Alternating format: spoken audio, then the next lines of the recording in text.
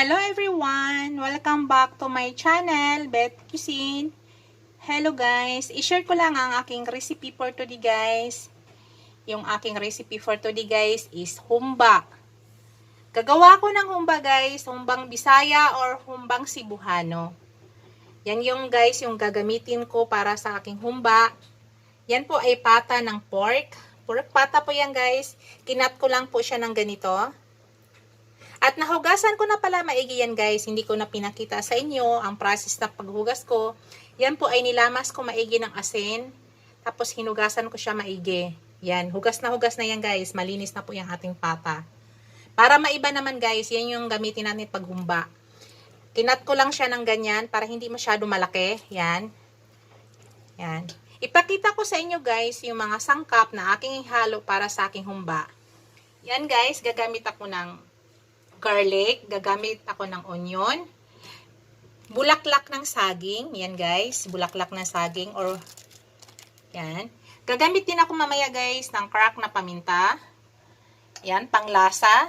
Gagamit ako ng konting oil, gagamit ako ng soy sauce, gagamit ako ng konting vinegar. Mamaya guys ay gagamit ako ng brown sugar. Hindi ko na nakuha. Mamaya lalagyan natin ng brown sugar ang ating humba. Yan guys. Lulutuin na po natin. Ipapakita ko sa inyo yung process kung paano ko siya niluluto. Yung humbang Bisaya. Tara guys. Hello guys. Yan. Nag-init na ako ng pan guys. Nag-init na ako.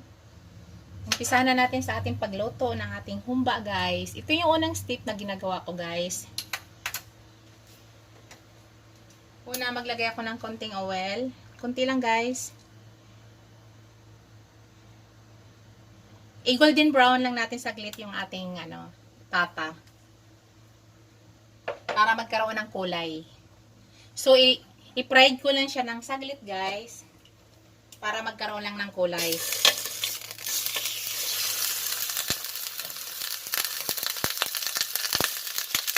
Konti lang yung mantika guys ha.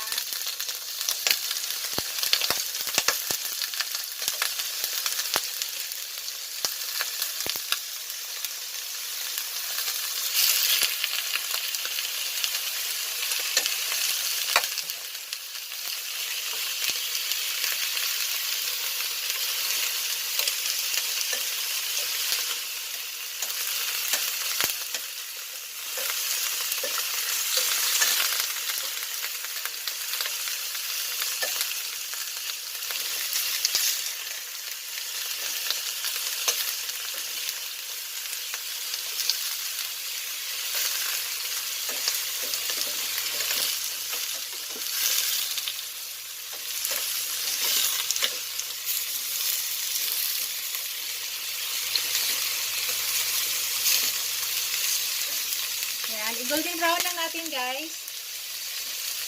Atin lang baliktarin ng baliktarin hanggang mag-golden brown. Yan guys, malapit na yan guys. Konti na lang yan. Ito, atin na siya baliktarin ng baliktarin. Para malisin din yung oil guys, mabawasan din yung oil niya.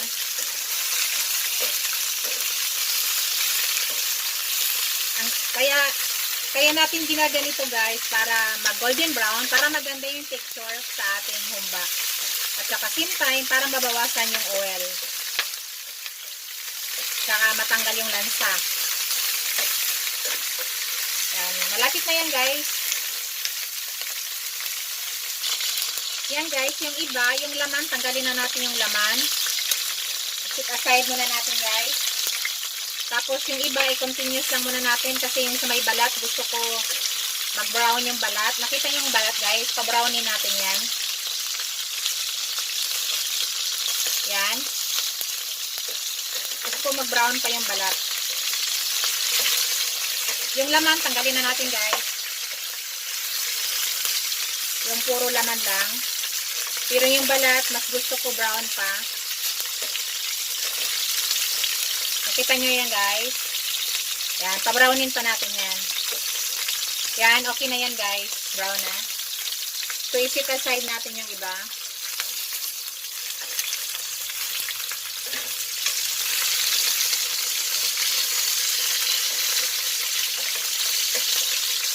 Yan, nakakabawas din tayo ng mantika, guys. Ang daming mantika niyan. Diba, kaunti lang nilagay natin. So, ngayon, maraming mantika na yan.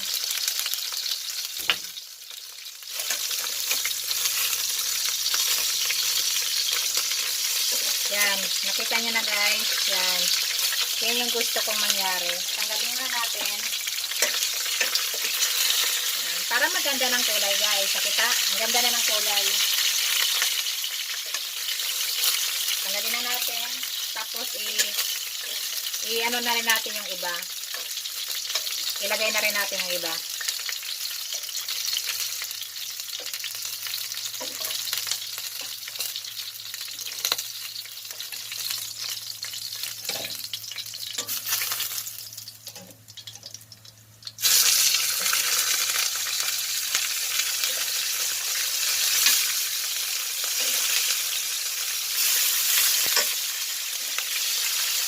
Same procedure yun, guys. Pa-browning din na muna natin bago natin haonin. Guys, ayan, nakita nyo na. Tanggalin na natin, guys, at bawasan natin yung ating mantika. Tapos doon tayo sa next step na, guys. So, ano gawin natin? Bawasan natin yung mantika, guys. I-remove muna natin yung pork, tapos bawasan natin yung mantika. Kita ka sa inyo after next. Hindi ko na hugasan yung pan, guys, ha. Yan, guys, sunod. Nagbawas ako ng mantika. Igigisa na natin ang ating garlic. Nagbawas ako ng mantika, guys. Igigisa na natin ang garlic. Hindi naman yan sunog, guys, ha. Dumikit lang yan, pero hindi yan sunog. So, yan lang din ang pag-gisahan natin para andyan yung lasa lahat. Yan, ilagay ko ng ating onion.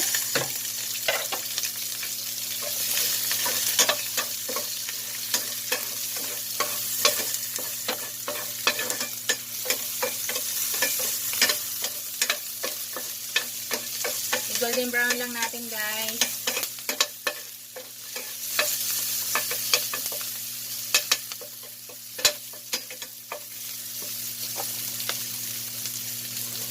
Tapos, guys, ibalik natin yung ating meat. Ipasok ulit natin ating meat, guys.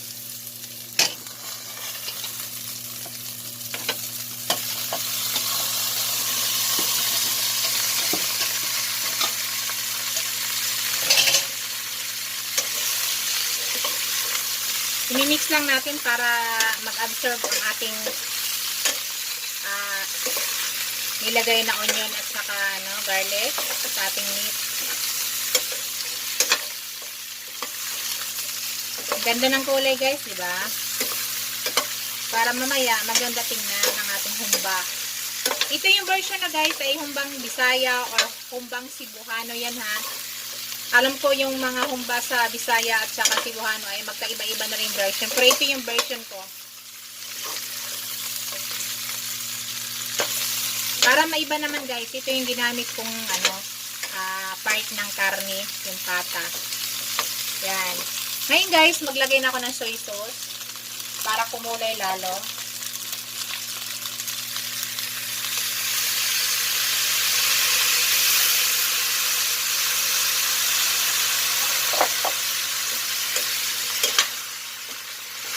Hiyantayin lang natin mag-absorb dito yung soy sauce, guys.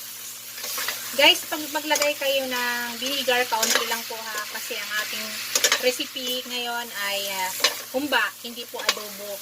Kaya maglagay man tayo ng vinegar ay kaunti lang. Ganda ng kulay, guys, diba? So, hintayin lang natin, guys, nga yung tuyo nga nilagay natin ay ma-absorb sa meat bago natin palambutin ang ating meat. So, siguro ito, guys, ay mga 45 minutes. Tingnan natin kung malambot na. So, hayaan mo lang natin nga yung ating soy sauce na nilagay ay ma-absorb dito. Ma-absorb dito sa ating meat para maganda ang kulay ng ating humba.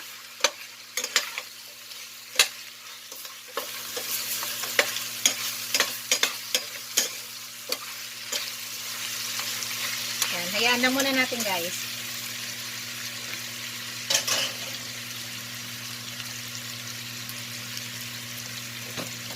Pakulo muna ako ng tubig para ang ilagay natin na tubig ay mainit para diretso na. Hello guys, maglagay na tayo ng tubig natin guys para atin na palambutin ang ating meat.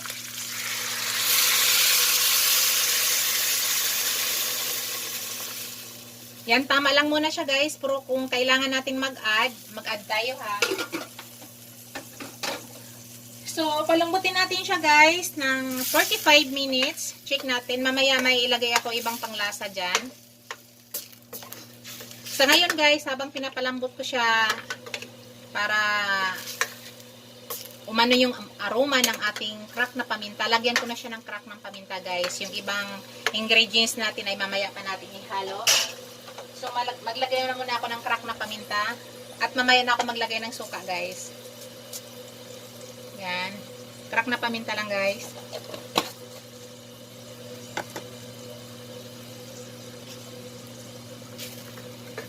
Tapos, pag kumulo to, guys, pahinaan lang natin apoy. Asin mahina. Para unti-unti lumambot ang ating meat. Mas masarap kasi, guys, unti-unti siyang lumambot. Kaya hindi ako masyado mahilig gumamit ng pressure cooker kasi gusto ko yung meat, di baling magasto sa gasol. Gusto ko naman makain yung gusto ko. Kasi mas masarap kasing luto nga dahan-dahan, hindi yung biglang lumambot. So ngayon guys, takpan muna natin siya, tapos 45 minutes, check natin kung malambot na.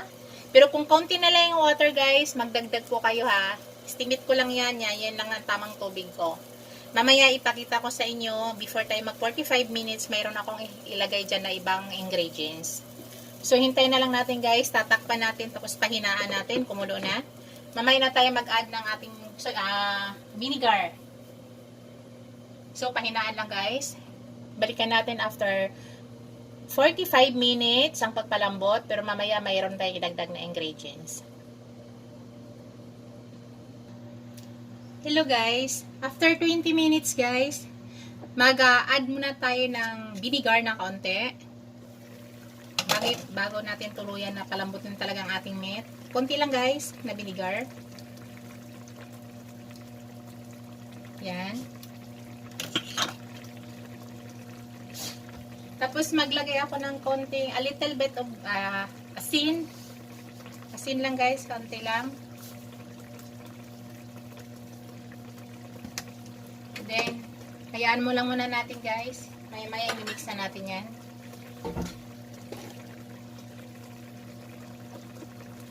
Tapos maglagay ako ng a little bit of panglasa.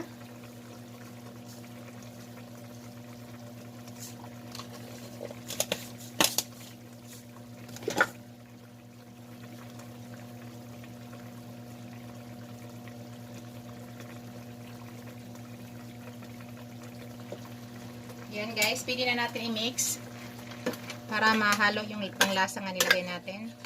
Tapos bago natin tuluyan na palambutin maigi, ay titimplahan ko muna siya guys. Titikman ko siya muna kung tama na ba sa panglasa para yung lasa mamaya hindi na natin baguhin. Hanggang i-absorb maigi yung sauce. Mamaya mayroon tayong idagdag dyan guys, yung yung bulaklak ng saging. Maya natin ilagay. Titikman ko muna siya guys kung tama na ba sa lasa.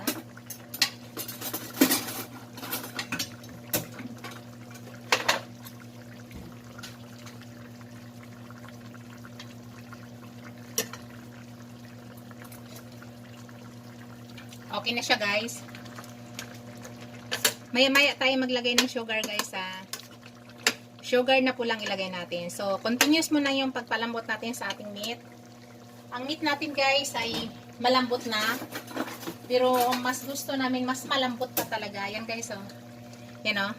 Malambot na yung meat natin. Yan. Malambot na siya guys. Yan. Pero gusto namin mas malambot pa talaga dyan. So, continuous muna yung cooking guys. Takpan ulit natin. So, estimate natin ang time. 45 minutes lahat. Naka 20 minutes na tayo guys. Wait natin after 15 minutes. Pero before 15 minutes, may i-add muna ako dyan. Hello guys. Mag-add ulit tayo ng ano guys, yung ibang ingredients ilagay na natin. Ilagay ko na yung brown sugar guys. Yan. Guys, nakalimutan ko sabihin sa inyo, maglagay pala ako ng black beans ha, ng taushu. Kalimutan ko na kita sa inyo kanina. So, ilagay ko na yung ating bulaklak ng saging. Guys, yung bulaklak ng saging, ang ginawa ko ay binabad ko muna maigi. Then, hunugasan ko. Yan. Tapos, maglalagay na ako ng black beans, guys. O taushu. Hinugasan ko rin to guys ha. Ayaw ko kasi nga maalat. Kaya hinuhugasan ko po, yan. Ayaw ko nang maalat. Kaya pag naglalagay ako ng black beans guys, ay binababad ko siya muna sa hot water. Tapos hinuhugasan ko, ibuhos ko. Tapos yun, para matanggal yung alat. Yan. So continuous lang muna natin guys hanggang tuluyan nga lumambot ang ating meat, maigi. At ma-absorb yung ating tubig dyan. So, yung meat natin ay malambot na, pero gusto namin ay malambot pa dyan. Yan, malambot na guys, oh.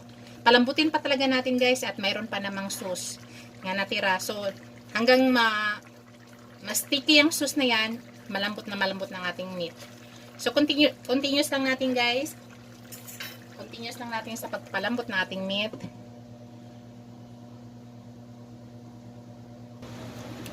Hello guys. Naka 45 minutes na tayo. Check na natin guys. So yung pagpapalambot natin, ano ka tayo ng time na 45 minutes. So check natin guys kung okay na. Wow! Amoy na amoy ko yung humba guys. Naalaala ko yung loto ng aking mama. Wow! Kita nyo guys, sobrang tender na ng ating meat, oh. Tender na tender, pati yung laman, yung taba. Yan.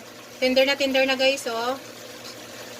Tender na masyado, guys. Napaka lambot. Yan. Yan ang gusto namin, guys. Yan. Sobrang lambot na, guys. Tinikman ko na siya kanina, guys. Ang lasa ay tama na. So, sa ngayon, guys, ang gawin natin, ipa-absorb lang natin saglit yung natirang sauce. Para ang lahat ng sauce yan ay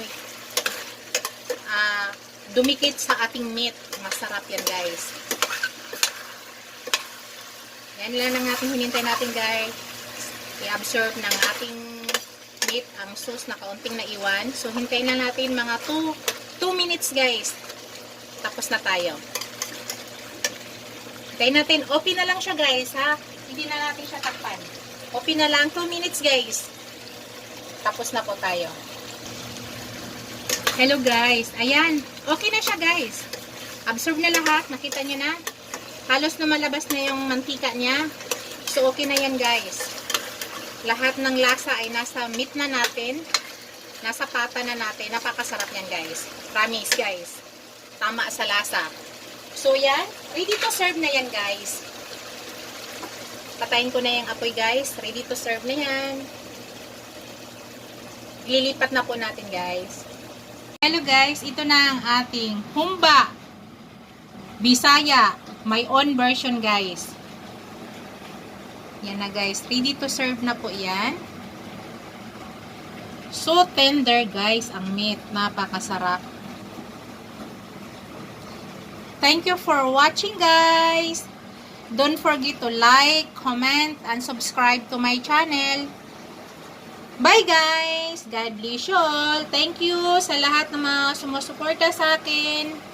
Sana huwag kayo magsawang isupport ang channel ko. Thank you guys! God bless you all. Bye!